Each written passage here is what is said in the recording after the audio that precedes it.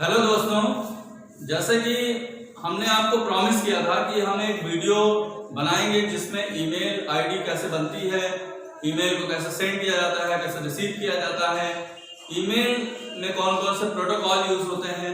तो आज का जो हमारा वीडियो रहेगा वो पूरा ईमेल के टॉपिक को कवर करेगा। तो आप लोगों से हमारी रिक्वेस्ट यही रहेगी कि आप लोग हमारे इस वीडियो को बिल्कुल भी फॉरवर्ड या स्किप करके ना देखिएगा, जिससे आपको डिटेल्ड जानकारी मिले। और हम आपसे ये भी रिक्वेस्ट करेंगे कि आप लोग हमारे इस चैनल को ज़्यादा से ज़्यादा लोगों को शेयर करिए, फॉरवर्ड करिए, जिससे और भी लोग हमारे इस चैनल से जुड़ें और वो लोग लाभान्वित हो सकें। तो देखिए, आज का वीडियो हम स्टार्ट करते हैं। तो हमने सबसे पहले जो बात की है कि कैसे हम अपनी ईमेल आईडी बनाएंगे। तो ईमेल आईडी बनाने के लिए आपको मेल इनेबल्ड वेबसाइट खोलनी पड़ेगी। बहुत सारी वेबसाइटें हैं जो आपको ईमेल की सर्विस फ्री में देती है। जैसे बहुत कॉमन है, सभी लोगों को पता होता है, जीमेल है, उसके अलावा रेडिफ मेल है, याहू मेल है, ज़पैक मेल है, हॉटमेल है। बहुत सारी वेबसाइटें हैं जो आपको फ्री में ईमेल आईडी बनाने की सुविधा देती है।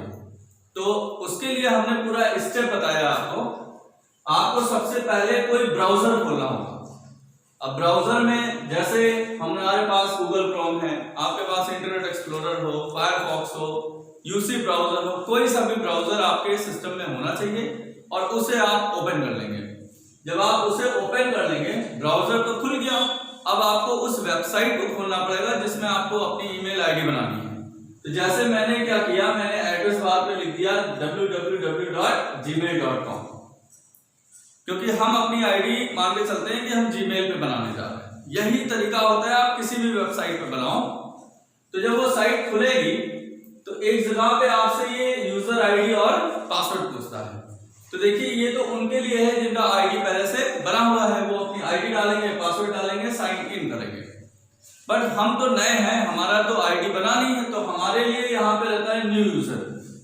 तो न्यू यूजर के लिए हमेशा बटन कौन सी होती है? साइन अप की होती है। मैंने देखा है बहुत सारे एग्जाम में ये भी पूछ लिया जाता है कि जब आपको न्यू आईडी बनानी होती है तो आपको किस बटन पे क्लिक करना होता है, साइन इन पे कि साइन अप पे कि साइन आउट पे, किस पे क्लिक करना होता है? तो उसका आंसर क्या होगा? नई आईडी बनाते समय हम कौन से ऑप्शन को सेलेक्ट करते हैं? साइन अप को सेलेक्ट करते हैं।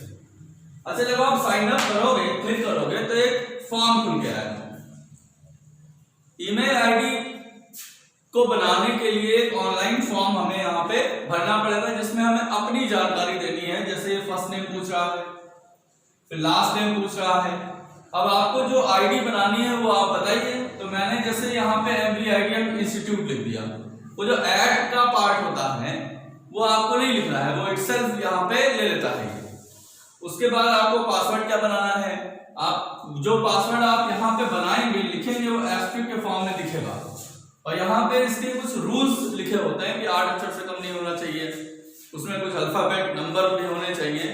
तो देखिए, हर एंट्री करने से पहले इसके यहाँ पे नीचे नरेशन में कुछ लिखा होगा और वो आप पढ़ के तब यहाँ पे आप एंट्री करा करिए। तो जैसे अगर आपका पासवर्ड इनके रूल्स के अकॉर्डिंग फुलफिल नहीं कर रहा होगा, तब तक यहाँ पे क्या लिखा होगा? वीक लिखा होगा। और जब आपका पासवर्ड इनके दिए बताए गए रूल को फॉलो कर चुका होगा तो वीक के बजाय यहाँ पे क्या लिख जाता है? स्ट्रॉन्ग लिख जाता है। आपको मैं बता दूं, स्ट्रॉन्ग पासवर्ड कौन सा होता है? जिसमें अल्फाबेट भी हो, अल्फाबेट में कुछ अपर केस भी हो, यानी कैपिटल लेटर, कुछ लोअर केस भी हो, उसके अलावा सिंबल भी लगा हो, उसके अलावा कोई डिजिट भी लगी हो। तो capital letter, small letter, digits और सिंबलों को मिला के जो पासवर्ड बनाया जाता है उसी को हम मानते हैं कि वो स्ट्रॉन्ग पासवर्ड है। ठीक। अच्छा, जो पासवर्ड आप लिखोगे उसी को यहाँ पे फिर से हमें कंफर्म करना होता है। वही पासवर्ड आप दोबारा से रिपीट करोगे। फिर ये जेंडर पूछता है, आप बताएंगे मेल है कि फीमेल है। अच्छा, एक सिक्योरिटी क्वेश्चन होता है, ये कब काम आता है? जब आप अपनी ईमेल आईडी या पासवर्ड मान लीजिए मिस कर गए, तो फॉरगेट पासवर्ड पे जाते हैं तो कंप्यूटर आपसे एक क्वेश्चन पूछेगा। और ये क्वेश्चन वही होता है जो यहाँ पे हम ईमेल आईडी बनाते समय सेलेक्ट करते हैं। तो यहाँ पे कुछ बने बनाए क्वेश्चन आते हैं, जैसे what is the name of your first school, आपके पहले विद्यालय का नाम क्या है। फिर पूछता है what is your favourite hero, childhood hero, ऐसे करके कुछ छोटे छोटे question, what is your pet name, तो कोई सा भी क्वेश्चन हम यहाँ से सेलेक्ट करेंगे, उसी का आंसर हम यहाँ पे लिख देंगे। तो ये हमें तब काम आएगा जब हम अपना पासवर्ड कहीं भूल गए होंगे, तो यही हमसे पासवर्ड, वो कंप्यूटर वही यही क्वेश्चन पूछता है और यही आंसर अगर हम वहां पे बता देते हैं तो हमारा पासवर्ड रिकवर हो जाएगा। उसके बाद एक अल्टरनेट ईमेल है, एक दूसरा कोई ईमेल आईडी है तो आप दीजिए, ना हो तो रहने दीजिए। उसके अलावा एक उल्टा सीधा कैप्चा कोड लिखा होगा। कैप्चा कोड क्यों होता है? बहुत जगहों पे आप देखते हैं कि नीचे एक ऐसे कैप्चा कोड होता है, तो यहाँ पे एक डाउट या क्वेश्चन दिमाग में ये आता है कि कैप्चा कोड का क्या काम होता है। देखिए, कैप्चा कोड एक ऐसा वेरिफिकेशन कोड है जिससे कंप्यूटर ये पहचानता है कि इसको कोई ऑपरेट ह्यूमन कर रहा है कि कोई रोबोट इसको चला रहा है। रोबोट मतलब कोई प्रोग्राम है जो ऑटोमेटिक फॉर्म को भर रहा हो।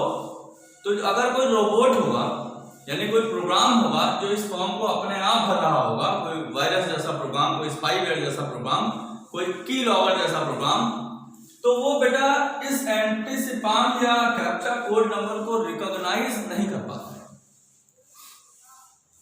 तो इससे हमारा कंप्यूटर जान जाता है कि इसको कोई ह्यूमन नहीं चलाता है। ह्यूमन अगर होता है तो उसके अंदर अंडरस्टैंडिंग होती है, कॉमन सेंस होता है, एनालिटिकल पावर होती है, तो वो इसको आसानी से रीड करके तब लिख पाएगा। और वहीं कोई रोबोट होगा तो उसको रोबोट इसको रिकॉग्नाइज नहीं कर पाते हैं। इसीलिए कैप्चा कोड नीचे रहता है कंफर्मेशन के लिए कि इसको कोई ह्यूमन चला रहा है कि कोई रोबोट चला रहा है। फिर आप एज इट इज इस कोड को यहाँ पे लिखते हैं और फिर आई एग्री क्रिएट अकाउंट का एक बटन होता है, उस पर आप क्लिक मार देते हैं। थोड़ी सी प्रोसेसिंग चलेगी, हो सकता है कुछ एरर हो इसमें। एरर का मतलब कुछ कोई मैंडेटरी फील्ड थी उसको आपने छोड़ दिया, नहीं भरा, तो उस पर एरर बताएगा, आपको भरना ही भरना है, ठीक। या कुछ पासवर्ड का क्रेडेंशियल आपका इनकम्प्लीट रह गया है तो उस पर एरर बताएगी। अगर एरर नहीं आई, सब कुछ ठीक है, तो आपके सामने एक कांग्रेचुलेशन करके मैसेज आ जाता है और ये बताता है आपकी आईडी ये है, पासवर्ड तो दिखाता नहीं, और फिर sign in to your account रहता है। साइन इन योर अकाउंट रहता है, हम क्लिक मारते हैं और हमारा अकाउंट का विंडो ओपन हो जाता है। अब हम आपको बताएंगे कि अब हम आपको बताने जा रहे हैं कि जब हमारी मेल आईडी बन जाएगी और अपने हम मेल बॉक्स में पहुंचेंगे तो मेल बॉक्स में क्या क्या चीजें होती हैं, उनका क्या काम होता है। तो आप लोग बहुत सीरियस रहिएगा, बहुत सारे क्वेश्चन इस एग्जाम में इस टॉपिक से आते हैं, ठीक। तो जब आपका मेल बॉक्स खुलेगा तो इसके लिए यहां पे देखिएगा साइड में तमाम ऑप्शन रहते हैं। तो आपके पास अगर कोई मेल आया है तो वो आपको कहां मिलेगा? इनबॉक्स में मिलेगा। जैसे आप लोग मोबाइल में एसएमएस अगर यूज करते हैं तो देखिए यही सब रहता है उसमें। तो इनबॉक्स में हमारे पास जो रिसीव हुए हैं ईमेल वो सारे हमें कहां मिलते हैं? इनबॉक्स में मिलते हैं। अच्छा, अगर हमें कोई मेल किसी को करना होता है तो उसके लिए कंपोज पे जाते हैं, या कुछ मेल सर्विसेज में राइट मेल लिखा रहता है, राइट न्यू मेल लिखा रहता है, और कुछ में कंपोज लिखा रहता है, ठीक। अच्छा, मेल मैंने लिखा और उसको मैं सेव करना चाहता हूं, मैं सेंड नहीं करना चाहता। सेव करेंगे हम तो वो कहां जाएगा? ड्राफ्ट में जाएगा, ठीक। अच्छा, मेल मैंने सेंड किया, हमारे नेटवर्क एरर हो गया, सर्वर बिजी हो गया, नहीं सेंड हो पाया, तो वो ट्रांसफर होकर कहां पहुंच जाता है? आउटबॉक्स में पहुंच जाता है। और अगर मैंने मेल सेंड कर दिया, सक्सेसफुली वो चला गया, तो उसकी एंट्री कहां हो जाती है? सेंट आइटम्स में हो जाती है, ठीक। और अगर हम किसी मेल को डिलीट मारते हैं इनबॉक्स से तो टेम्पोररी आके कहां पे स्टोर हो जाता है? ट्रैश में स्टोर हो जाता है। ट्रैश एक प्रकार से रिसाइकल बिन टाइप का होगा, जो डिलीटेड ईमेल होते हैं उनको ये ट्रैश में रख देता है। ट्रैश की कुछ सेटिंग्स होती हैं, कहते हैं ट्रैश में आपका ईमेल बाय डिफॉल्ट 30 डेज तक रहता है, 30 दिन तक रहता है। 30 दिन के बाद ट्रैश अपने आप वॉश हो जाती है।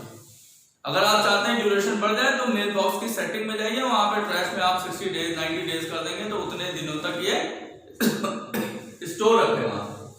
एग्जाम में मैंने देखा है, पूछते हैं कि बाय डिफॉल्ट ट्रैश में मैसेज कितने दिन तक स्टोर रहता है, तो उसका आंसर क्या होगा 30 डेज। तो ये सारे ऑप्शन आप याद रखिएगा। आपके पास जो मेल आए हैं उनको पढ़ने के लिए हम इनबॉक्स में जाते हैं। जब हमें कोई नया मेल करना होता है, किसी को भेजना होता है, तो उसके लिए हम कंपोज पे जाते हैं। जब मेल लिख के हमें सेंड नहीं करना है, हम सेव कर लेते हैं, तो वो ट्रांसफर होके ड्राफ्ट में चला जाता है।